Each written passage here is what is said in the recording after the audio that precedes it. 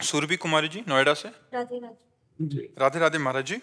महाराज जी, मैं सबके लिए अच्छा सोचती हूँ, लेकिन बदले में लोग अच्छा नहीं करते हैं मेरे साथ। बस महाराज जी, फिर मन अशांत हो जाता है ऐसे में। महाराज जी, उस समय कैसे? कैसे समझे कि लोग अच्छा नहीं करते आपके साथ? आप लोगों के साथ अच्छा करती हैं, ये आप क्या कैसे समझे? किसका प्रश्न है? कैसे आप समझे?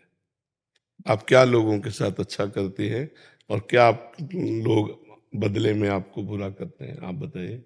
कभी किसी ने कुछ सुझाव मांगा या फिर जितना मुझसे हो पाया किसी के लिए मैंने किया, लेकिन आपको उस समय सोचना है, जब किसी का परोपकार किया जाता है तो सोचा जाता है भगवान ने हमें जो ज्ञान दिया वो मैंने आपको दिया, भगवान ने हमारे पास जो वस्तु दी उससे मैंने आपका सहयोग किया, धन से, बुद्धि से, शरीर के द्वारा, इन्हीं के द्वारा परोपकार होता है, वो भगवान के द्वारा दी हुई। तो हमें बदले में थैंक यू लेना नहीं है कि हमने आपको कुछ सेवा की बाद में आप हमें धन्यवाद कहें।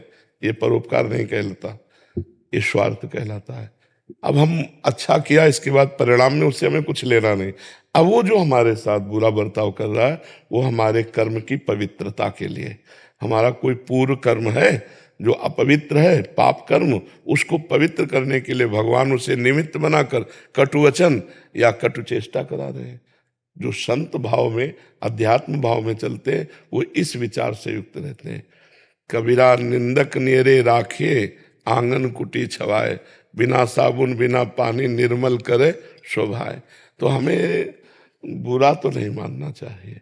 हाँ, अब जैसे तुम्हारा स्त्री शरीर है, अब कोई शरीर की तरफ गंदी बात देखे तो कानून है, फिर उसे कानून के द्वारा सहायता लेकर दंडित करना चाहिए, उसमें क्षमा नहीं करना चाहिए।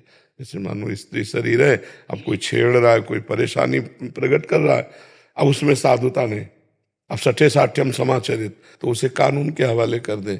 बहुत सुंदर सुंदर कानून बने हुए हैं बच्चियों, स्त्रियों, माताओं, बहनों की सुरक्षा के लिए। ऐसा ऐसे साधारण व्यवहार में यदि कोई ऐसा, तो फिर उसमें क्षमा कर देना चाहिए और ये सोचना चाहिए मेरे ही किसी अनुचित कर्म का मार्जन कराया जा रहा है, क्योंकि भगवान ईश्वर सबका विधान जो करता है वो अमंगल नहीं करता, वो मंगल भवन है, मंगल ही हो रहा है। यदि कोई हमारी निंदा कर रहा है, कोई अवहेलना कर रहा है, कोई तिरस्कार कर रहा है, तो हमारे पापों की सफाई हो रही है। सम्मानम कल्याति घोर गर्णम नीचापमानम सुधा, श्री राधा मुरलीधरो भज सके वृंदावन माते। श्रीपाद प्रबोधानंद जी कह रहे, सम्मान को सदैव विष के समान समझे, नीच पुरुषों द्वारा किए हुए अपमान को अमृत के समान समझे और राधा माधव का भजन करे। मनुष्य जीवन की सार्थकता का यही स्वरूप। हमें बुरा तब लगता है जब हम सम्मान चाहते हैं और सम्मान नहीं मिलता। आपको सम्मान दिया, आप हमें सम्मान दें, आपका हमने हित किया, आप हमें धन्यवाद बोलें। ये प्रायः मनुष्य के अहम की पुष्टता के लिए मांग होती रहती है और भगवान इसी का नाश करते रहते हैं। ताते करें कृपा निधि दूरी, सेवक पर ममता अति भूरी।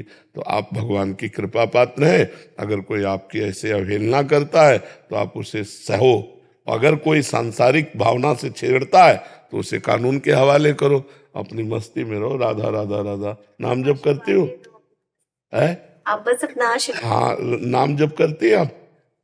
करते हो बट नहीं करती। नहीं, करते रहिए, नाम जप और करते रहिए। बैठे बैठे क्या करोगे? ओवर थिंकिंग करोगे, डिप्रेशन में पहुंच जाओगे। मन को नाम जप में लगाओ, मन को अधिक से अधिक नाम जप में लगाओ, तभी मंगल होगा जी।